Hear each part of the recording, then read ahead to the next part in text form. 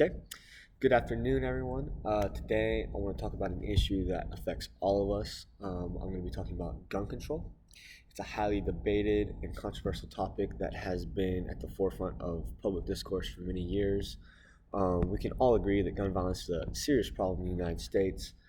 According to Gun Violence Archive, actually, there were over 43,000 incidents of gun violence in the United States just in 2021 alone. That's an average of more than 100 shootings per day. So it's clear that we need to take action to address this issue. If I can have y'all look at my first slide, I'll show the camera. This is going to give you a little bit of an overview of the three main points I'm going to be talking about today. First, we're going to talk about why I think gun control is lazy.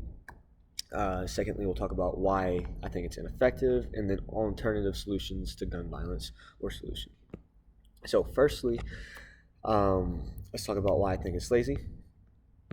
The argument that gun control is a lazy solution to the issue of gun violence is supported by evidence that it does not address the root causes of violence, unfairly targets law-abiding citizens, and ignores alternative solutions that may be more effective in reducing gun-related deaths. So, gun control measures are often implemented as like a knee-jerk reaction to like mass shootings or other gun-related incidents without really considering their effectiveness. And what I mean by that is that often when there's like a huge incident related to guns, the government will often panic and just like slap this panic button that is gun control measures, and they'll just suddenly heighten those laws without really considering the effect they're going to have, whether it's good or bad. So Gary Kleck, in his book, Point Blank Guns and Violence in America, actually states like this: our findings suggest that gun control directed at reducing gun violence in the United States are unlikely to be effective. I'm going to support that a little bit later with my next slide. But politicians may use gun control as a political talking point to gain support without addressing the root causes of gun violence. Gun control measures often target law-abiding citizens and do not effectively address the issue of legal gun use by criminals. So Bailey and Conroy, in 2017, in the Journal of Interpersonal Violence, says this: stricter gun control laws may prevent victims of domestic violence from accessing firearms for protection. So we're going to move on to my second point, why it is ineffective. There's a limited evidence that gun control measures, such as background checks or assault weapon bans, have a significant impact on reducing gun violence. So I have a little graph here. As you can see, the ratio from California to Texas, the first graph, it may be a little bit hard for y'all to see down there. The first graph is the 2020 murder rate. The dark blue is California and the light blue is Texas.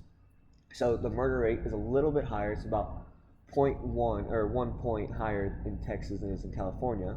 And then if you look at the gun control measures, this is the graph on the right, you see that California has much stricter gun control laws than Texas. And actually, California has the strictest in the United States, whereas Texas is in like the bottom 10 for strictness of gun control laws.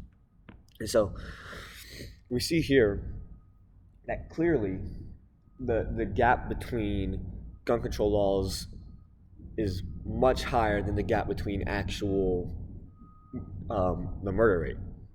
And so to build off my last point, criminals often obtain firearms illegally, making gun control measures ineffective in stopping them. Gun control measures may create a false sense of security. So what does that mean?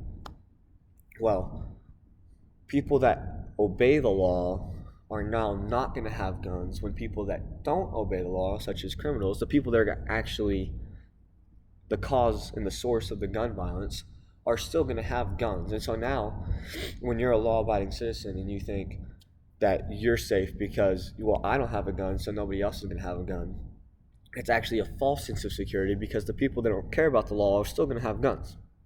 Okay? And so therefore, a more comprehensive approach that addresses the social, economic, and cultural factors underlying gun violence is necessary. Charles Branis, a professor at the Columbian University of Health, states, comprehensive gun safety laws, which address the entire spectrum of issues related to firearms, represent a more effective approach than isolated gun policies.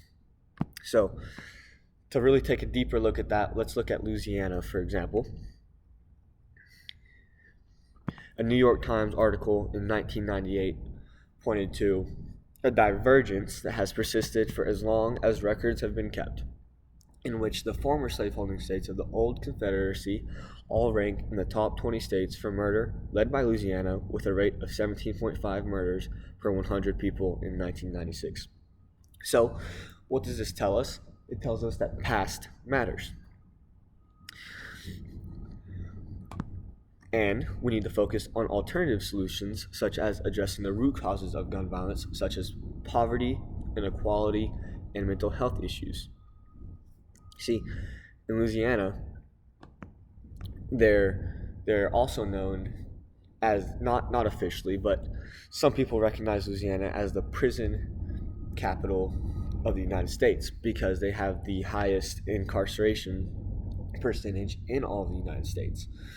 Again, why is that? Well, most of Louisiana's prisoners are held in state, and the reformation and correction laws for those prisoners are implemented by local sheriffs, and they have incentive for pay to actually keep their prisons full. So of course they're not going to try and actually correct, not anything seriously, not going to try and correct the problem of criminals and whatnot, because they need their prisons to be full to stay in job.